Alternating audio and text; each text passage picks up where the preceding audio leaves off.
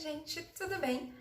Hoje eu vim aqui falar um pouco sobre as mulheres na literatura, para comemorar que ontem foi o Dia Internacional da Mulher. Inclusive, parabéns para todas as mulheres que estão assistindo e para as que não estão também. Que a gente seja sempre respeitada, que as nossas vontades sejam respeitadas e que a gente não sofra nada por conta do nosso gênero, né? Que a gente não seja impedida de ir em algum lugar ou de fazer alguma coisa ou se vestir do jeito que a gente quer apenas por conta do nosso gênero. E acima de tudo, respeito entre homens e mulheres é fundamental. Então, bora pro vídeo. Hoje eu vou falar então sobre a história das mulheres na literatura. A gente vê hoje muitas escritoras. São várias, ótimas, inclusive os meus livros favoritos foram escritos por mulheres. Porém, nem sempre foi assim. Inclusive, hoje, a gente ainda pode melhorar a situação, porque ainda existe um pouco de desigualdade, por exemplo, na Academia Brasileira de Letras. Nós temos 40 lugares na Academia Brasileira de Letras e apenas 5 são ocupados por mulheres. Mas a gente pode pensar, Kimberly, demora muito tempo para ter, né, uma troca de alguém da Academia Brasileira de Letras. Porém, se a gente for pesquisar um pouco mais da história da Academia Brasileira de Letras, ela tem 124 anos e só passaram 8 mulheres pela Academia Brasileira de Letras. Então, é uma quantidade muito pequena relacionada ao número de pessoas que passou lá. E por quê, né, que existe essa diferença tão grande? Isso vem desde lá de trás, desde documentado, que a gente sabe, desde o século XVIII, quando as mulheres não podiam escrever nem ler e elas tinham um papel primordial na sociedade, que era serem as provedoras, né, dos filhos e cuidarem dos seus maridos, das suas casas.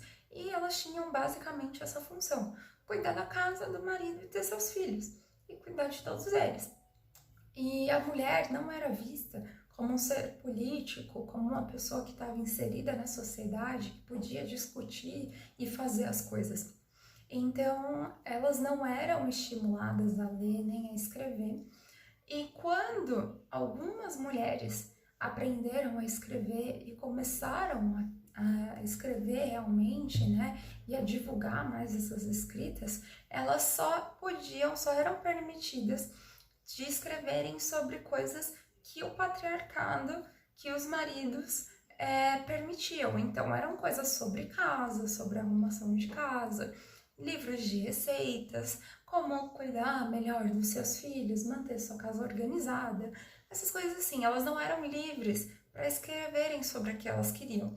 E muitas das mulheres nessa sociedade acabavam se vendo também apenas como provedoras da família, né, dentro da residência delas, porque elas já eram criadas assim.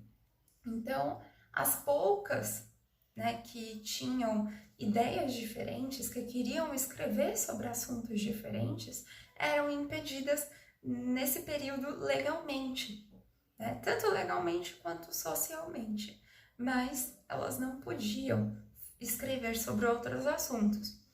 E aí, no finalzinho do século XVIII, virada para o século XIX, algumas mulheres começaram a publicar outros tipos de livros, né? Começaram a publicar livros mesmo, levar lá onde distribuía jornais e deixar livros, só que elas sempre faziam isso sob pseudônimos, então elas se passavam por outras pessoas, no caso, se passavam por homens, ou anonimamente. Então elas não levavam nenhum crédito pelo que elas estavam escrevendo, mas também não sofriam nenhuma represália. E, inclusive, os homens tinham críticas boas sobre os livros que elas escreviam, sem saber que na realidade eram mulheres que estavam escrevendo aqueles livros. E aí passou quase o século inteiro nessa história de anonimato, de pseudônimo, da mulher não poder escrever sobre o que ela queria e mostrar que ela era uma mulher. E aí lá no século XIX, a escrita começou a se tornar uma profissão. mesmo. Então, tinham escritores profissionais que recebiam por isso, que faziam sucesso por isso, e aí essas mulheres deixaram, a maioria delas, de manterem o anonimato e começaram a usar pseudônimos ou até mesmo nomes ambíguos. Então, elas colocavam o nome, né, abreviavam para não saber se era um homem ou se era uma mulher. E aí elas conseguiam receber algum crédito por isso.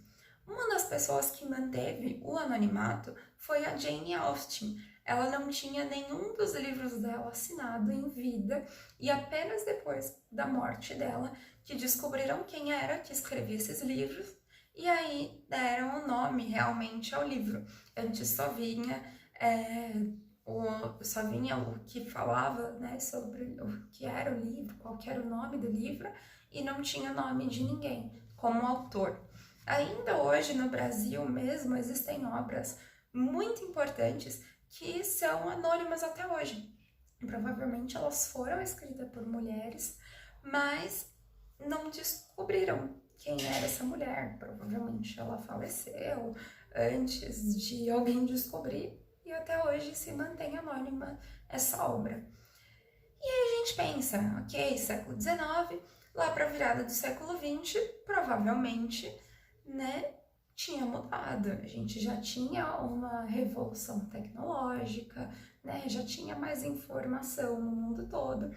E claro, algumas mulheres publicavam livros com seu nome, realmente, mas outras não, ainda acontecia casos, principalmente de obras com nomes ambíguos ou com nomes reduzidos, né? Então usar só a sigla, só a inicial do nome, algo que não desse para distinguir se era um homem ou se era uma mulher que estava escrevendo. Um caso que a gente pode até usar para comparar foi da Emily Bronte, a escritora do livro Morro dos Ventos Uivantes. Ela escreveu esse livro em 1847. Faz muito tempo, fazem mais de 170 anos. E ela não publicou esse livro com o nome dela, ela publicou esse livro como Acton Bell, né? Ela se passou por um homem, fez muito sucesso com esse livro.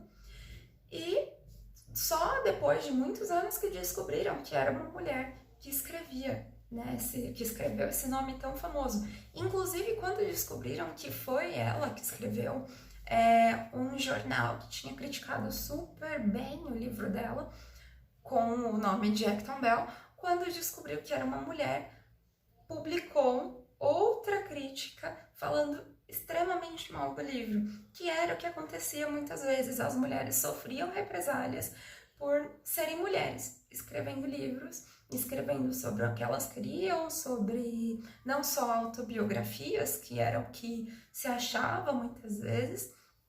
E para comparar com esse caso da Emily Bronte, que aconteceu em 1847, 150 anos depois, em 1997, uma mulher chamada Joanne Rowling escreveu uma obra de ficção e decidiu, né, que ela iria publicar essa obra, que se tornou muito conhecida por ser Harry Potter. Porém, ninguém vê lá na capa escrito Joanne Rowling. Por quê? A editora que publicou o livro dela, inicialmente, recomendou que ela não usasse o nome verdadeiro dela, para que não assustasse o público, principalmente de meninos, em relação a ser uma mulher escrevendo livros de fantasia, livros de ficção. Então ela usou o nome dela abreviado, né? J de Joanne e K em homenagem ao nome da avó dela, e aí ficou J.K. Rowling. Então, a gente pode ver que 150 anos depois da Emily, ainda existia esses casos de discriminação por ser uma mulher que estava escrevendo, né, um livro. Inclusive, tem outro livro mesmo, da própria Joanne, que ela escreveu sob pseudônimo e porque ela achava que esse livro não ia dar certo. Ela escreveu com o nome, ela publicou com o nome de um homem, e quando deu super certo, né, o livro, quando ela viu que fez muito sucesso, ela falou que tinha sido ela, e logo depois saíram várias críticas falando mal sobre o livro. Então a gente vê que mesmo na atualidade, a gente ainda tem esses casos, infelizmente. E focando um pouco mais aqui no Brasil, a gente teve e tem escritoras que são importantíssimas para história brasileira, para literatura brasileira. Uma delas é a Raquel de Queiroz, que foi a primeira mulher a participar da Academia Brasileira de Letras. Então ela abriu um caminho que antes era inexplorável, que era fechado para as mulheres.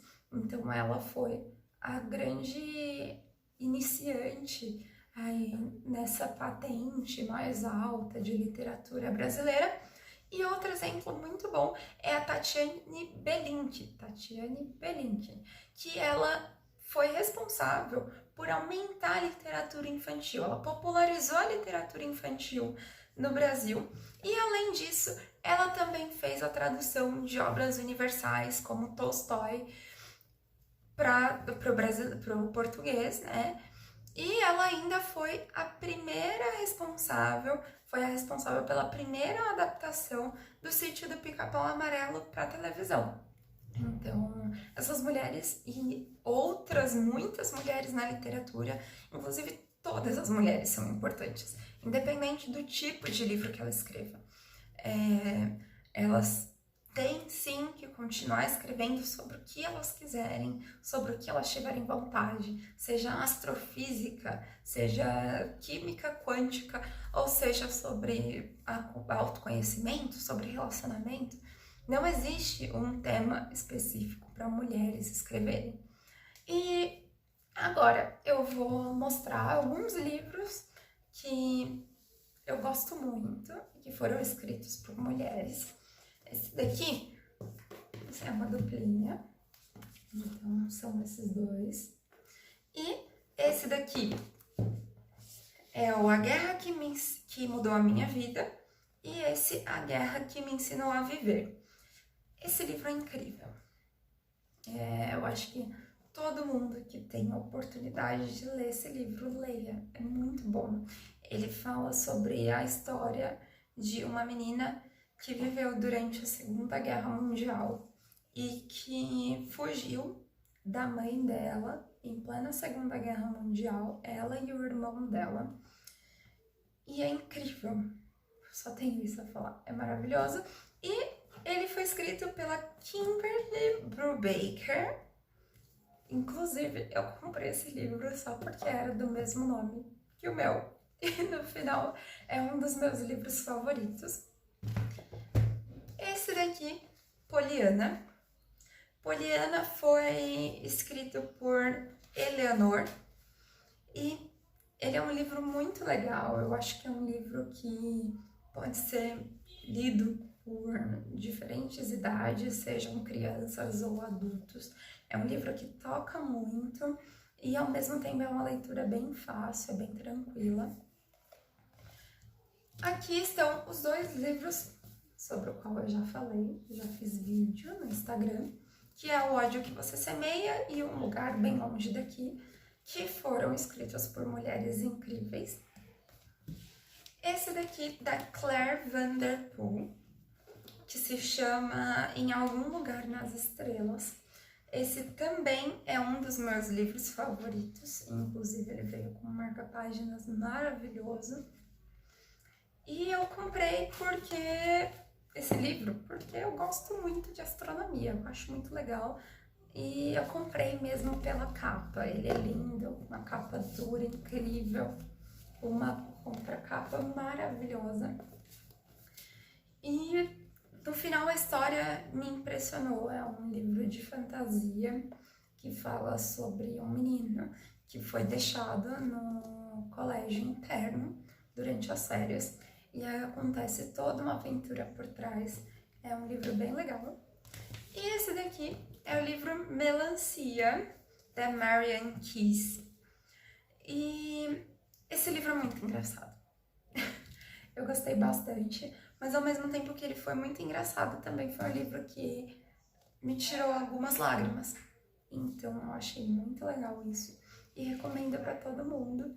É a história de uma mulher que ela se separa do companheiro dela e logo depois ela descobre que ela está grávida. Então é um livro bem legal, mostra uma mulher bem forte, uma mulher que vence seus medos e que sabe lidar com eles e reconhecer suas fragilidades e suas forças. E ao mesmo tempo é muito engraçado, é muito legal. Eu devorei esse livro porque ele é muito leve. Então a gente consegue ler várias páginas sem parar. Ele é muito legal. Bom, gente, é isso. Esse foi meu primeiro vídeo mais longo, então eu espero que vocês tenham gostado. Se você gostou, dá um like, comenta, compartilha com seus amigos. Se você acha que tem alguém aí que precisa saber mais sobre a história das mulheres na literatura, se você acha que tem alguém que talvez queira começar a escrever, uma mulher que queira começar a escrever, para ela ver o quanto ela pode ser revolucionária, independente do tipo de livro que ela escreva. E se você gostou de alguma indicação de livro que eu coloquei aqui, ou se você tem algum outro livro para indicar, também deixa aquele comentário, deixa o seu like. E é isso. Tchau!